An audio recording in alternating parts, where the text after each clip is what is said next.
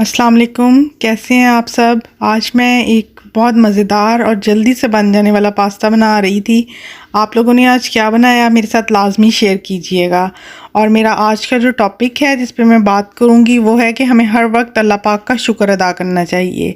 एक दफ़ा ये ऐलान हुआ कि जो आदमी परेशान है वो फ़लाँ मैदान में आ जाए, जिस चीज़ से परेशान है उसको वहाँ रख दे और इसका मुतबादिल यानी जिस चीज़ को अच्छा समझता है वो उठा ले। इस ऐलान को सुनकर सब बहुत खुश हो गए और मुकर्ररा दिन मैदान में पहुंच गए। एक आदमी शादीशुदा था, बीवी से तंग था, वो बीवी को छोड़ आया। एक आदमी कंवारा था, वो बीवी के बगैर अधूरा था, वो बीवी लेकर आ गया।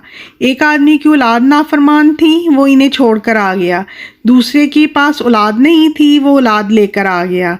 एक आदमी टीबी का मरीज था, सारी रात खांसता था, वो टीबी को छोड़ आया, शुगर ले आया। दूसरा जो शुगर का मरीज़ था वो शुगर रखाया और टीबी ले आया। इस तरह सब खुशी खुशी वापस आ गए। अगले दिन शादीशुदा जो बीवी को छोड़ आया था घर आया, रात हुई, ना कोई खाना पकाने वाला था, ना किसी ने बिस्तर बिछा कर दिया था, ना कोई चाय बना कर देने वाला। तो कहने लगा कि चलो जैसी भी थी खिदमत तो करती थी। दूसरा जो गैर शादीशुदा था, बीवी लेकर आया था, इसने आते ही सामान की लिस्ट हाथ में दे दी कि ये ले आओ, फ़लाँ ले आओ। सारे पैसे खर्च हो गए, जेब खाली हो गई। कहने लगा मैं तो बगैर शादी के ही ठीक था। जो अपनी औलाद छोड़ कर आया था वो भी ऐसे ही परेशान हुआ, जैसे भी थे नाफरमान थे, कभी कभी हाल चाल पूछ लेते थे, कभी कोई काम ही कर देते थे। और जो औलाद ले आया था वो बड़ा खुश था।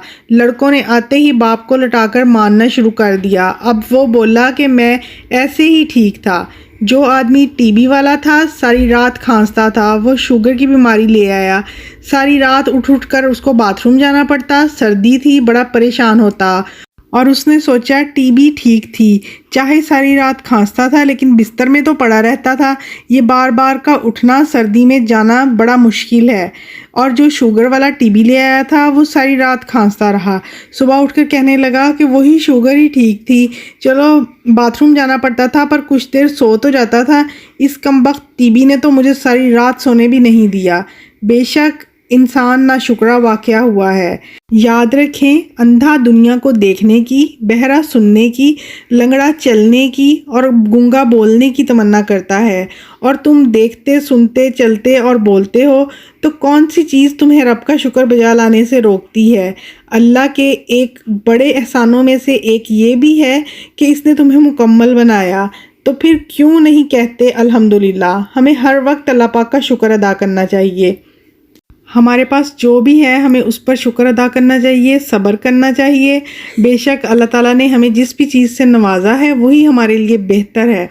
मेरा आज का टॉपिक आपको कैसा लगा मेरे साथ ज़रूर शेयर कीजिएगा। दुआओं में याद रखें।